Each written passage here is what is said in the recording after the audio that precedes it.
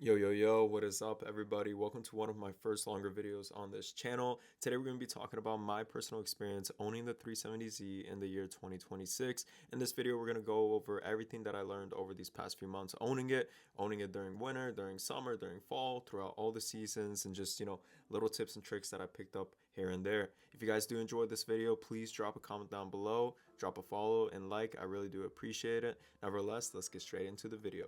Now, before I got into the 370Z, I actually owned the Toyota Celica GT 2005. And let me just tell you something, going from the Toyota Celica to now the 370Z was a huge upgrade, right? This car was amazing. I love that JDM style. This car handled amazing. Shout out to my brother who showed me the potential in the Celica. But nevertheless, going from this car, which had 140 horse, and it was front wheel drive, to now the 370Z, which was rear wheel drive and 330 horse, there was a lot of new things that I had to get used to, especially in Ohio where we have pretty crazy winters. This was the car that everybody told me you want to put it in a storage unit and never take it out. But I was so tempted. I really do love the 370Z, so I took this thing out, and let me just tell you something. Anybody that tells you that this car doesn't handle well during the winter does not know how to drive. All right, so I got this car and I was like, man, I don't know if I'm gonna be able to drive during the winter. And the first day that I took it out during the winter, I did get stuck and my brother had to push me out. But the good news is we finally got the car out. After that, I really started analyzing the snow, analyzing the car, analyzing everything. And I realized, turn the traction control off, keep this thing in third gear, and you're not going to have any issues. The only time you're going to have issues with this car during the winter is when you're following people who don't know how to drive. Other than that, I've driven this car with a couple inches of snow, and let me just tell you, I never got stuck. Sure, there were times where I was drifting on the main streets, but nevertheless, such an amazing experience. I'm going to put some videos on the screen for you guys to watch just to show you guys that this car does handle during the winter.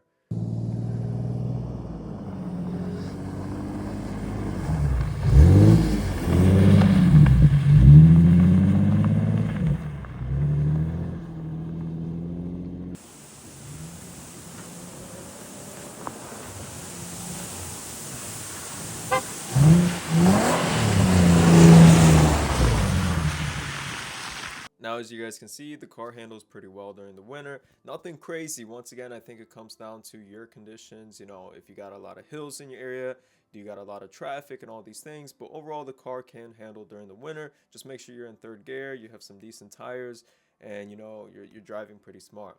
Nevertheless, let's get deeper into the video.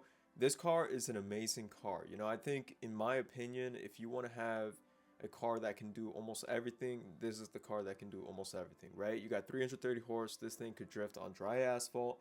It could drift during rainy conditions. It could drift during, snowy conditions, obviously. And I mean, it's just a car you're going to constantly have fun with. But on top of that, it's such a nice car, right? It looks good. It breaks necks constantly. And sure, a lot of people are not a big fan of the exhaust. A lot of people want to say this thing sounds like a trumpet. But in my opinion, I love the way the car sounds. And, everybody has their own opinions, and you're not going to satisfy everybody in life, but the 370Z is just an amazing car. Now, if you're not obsessed with drifting like I am, this thing handles really well on the highway.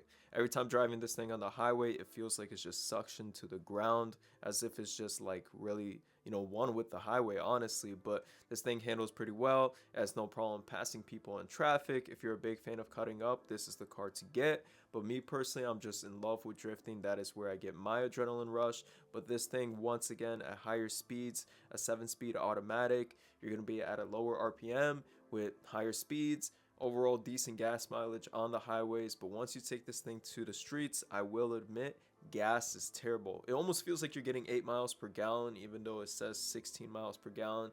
But nevertheless, that's the price you pay when you get a sporty car. Overall, to wrap up this video, I just want to say I have no regrets getting the 370Z. Going from Toyota Celica to now the 370Z, it has been an amazing experience. If you want to get yourself a 370Z, definitely go for it. These cars are amazing. They handle really well. They're really reliable. I've pushed this thing constantly, especially when I do a lot of drifts during these past few weeks, and I've had no major issues with this thing. Handles really well, and I can't wait to see how far this car will take me in the next few months. If you enjoyed this video, or if I left anything out, feel free to comment down below and I'll be sure to respond. Other than that, peace out and God bless.